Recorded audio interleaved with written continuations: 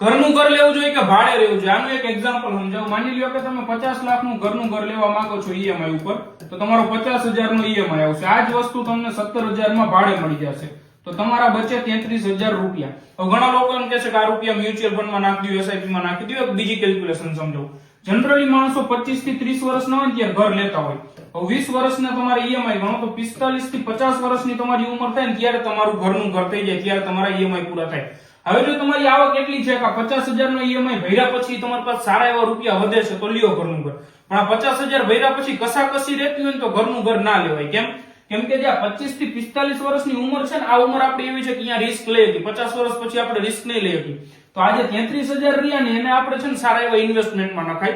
માની લ્યો કોઈક ભાઈબંધ હારે ભેગા થઈને 50,000 નો કઈ બિઝનેસ ચાલુ કર્યો, નો આયલો 2 મહિના પછી બીજો બિઝનેસ ચાલુ કર્યો, એમ કરતા કરતા એકાદો બિઝનેસ હાલશે અને બિઝનેસ માંથી ઘર થઈ જશે, ઘરમાંથી બિઝનેસ નહીં થાય.